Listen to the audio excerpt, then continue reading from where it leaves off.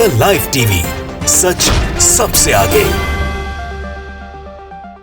दोस्तों, आजकल बीजेपी की चिंता हर रोज बढ़ती जा रही है। कुछ ना कुछ ऐसा होता है जिससे बीजेपी चिंता में आती है और बीजेपी को आगे का जो भविष्य है वो उसमें अंधकार देखने लगता है। अब हाल में क्या हुआ आप सोच रहे होंगे। हाल में कांग्रेस की तरफ से कदम बताया जा रहा है जिससे बीजेपी की चिंता बढ़ गई है और वह है विपक्षी एकता को और मजबूत करने वाला कदम। असल में मामला अरविंद केजरीवाल जी से जुड़ा हुआ है, आम आदमी पार्टी से जुड़ा हुआ है। आम आदमी पार्टी और केंद्रीय सरकार के बीच में एक नई नोकझोंक है ट्रांसफर पोस्टिंग पॉलिसी को लेकर, जिसमें सुप्रीम कोर्ट ने अरविंद केजरीवाल जी और उनकी सरकार के समर्थन में अपना फैसला सुनाया था कि ये ट्रांसफर का फैसले जो है दिल्ली की सरकार कर सकेगी। लेकिन मोदी सरकार ने अध्यादेश ला के पार्लियामेंट से उस फैसले को बदल दिया और सुप्रीम कोर्ट के फैसले के ऊपर अपनी कुल्हाड़ी मार दी, जिसके बाद से एक जो बहस है वो बढ़ गई और एक तल्खी जो थी वो और दिन ब दिन बढ़ती चली गई। लेकिन उस पूरे के पूरे मामले में कांग्रेस का ये कदम जो है वो बीजेपी के लिए जितना घातक साबित हो सकता है वो बीजेपी अच्छे से जानती है।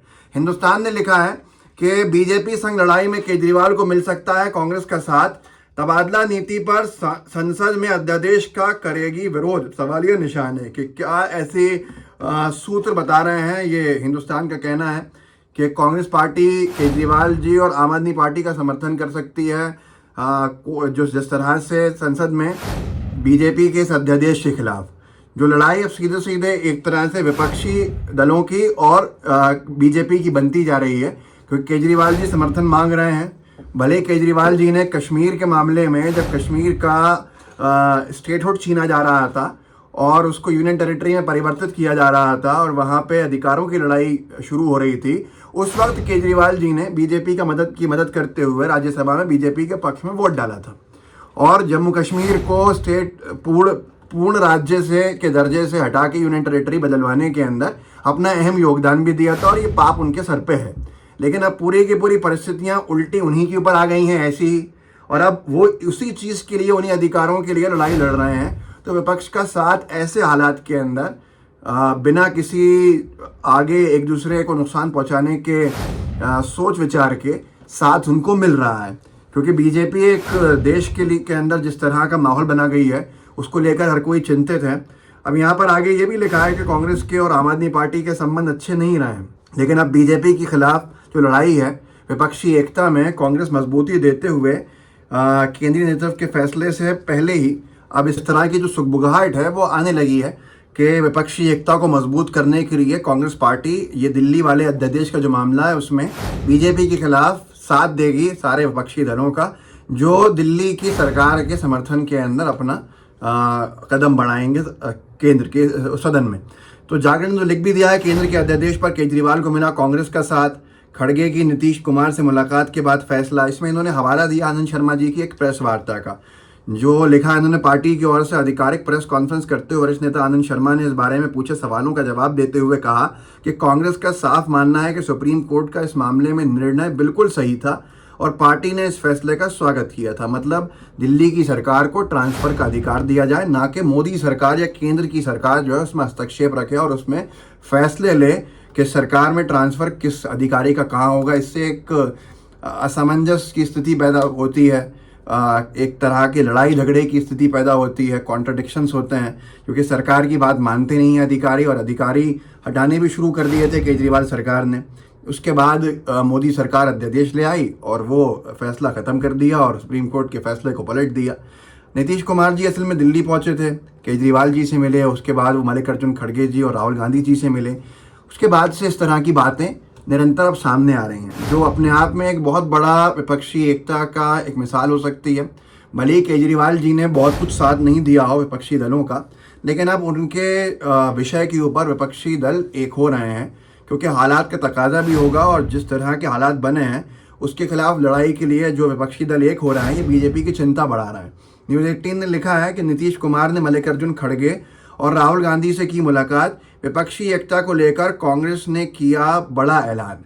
अब इस बड़े ऐलान को आप लोग शायद समझ रहे हो कि यह है केजरीवाल जी वाले मसले के ऊपर। ये इतना सीमित नहीं है, ये बहुत बड़ा विषय है कि कांग्रेस पार्टी या विपक्षी दलों की मीटिंग कराने जा रही है। ये जो अखबारों ने लिखा है कि नीतीश कुमार जी के हवाले से कि कांग्रेस पार्टी एक दो दिन के अंदर किसी बड़े विपक्षी दल की बैठक का आयोजन कर सकती है, करेगी, जिसमें एक रणनीति बनाई जाएगी। जो भी होगा, कांग्रेस की अधिकृत जब तक प्रेस कॉन्फ्रेंस नहीं हो सकती इसके ऊपर, आप या कोई भी एक कंक्लूजन पे नहीं पहुंच सकते।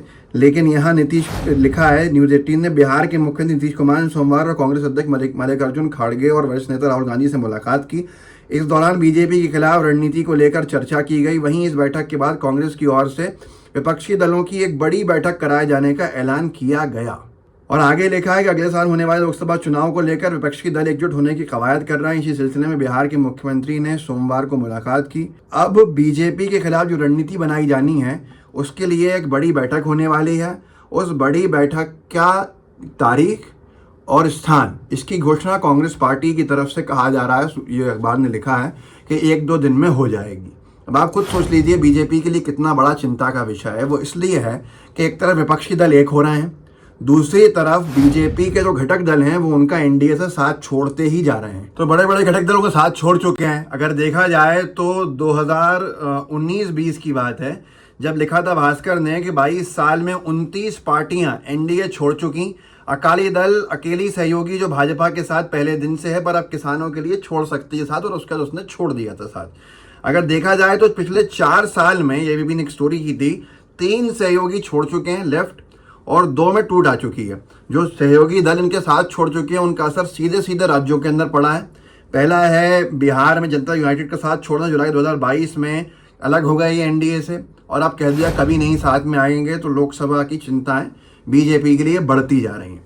दूसरा जो है वो श्रोमणी अकाली दल ने साथ छोड़ दिया, तो ये भी बीजेपी के लिए चिंता बढ़ा रहा है कि अब कोई भी स्कोप जो है वो उस तरफ की पट्टी में पंजाब के आसपास नहीं बचेगा। राष्ट्रीय लोकतांत्रिक पार्टी जो है वो साथ छोड़ चुकी है, हनुमान बेनीवाल जी की पार्टी है, और जाट समाज का एक अच्छा खासा राजस्थान का वोट जो है वो उसको प्रभावित करती है ये पार्टी। इन्होंने साथ छोड़ दिया है, और ये साथ छूटा सीधे तौर के ऊपर यही सब किसान आंदोलनों को लेकर।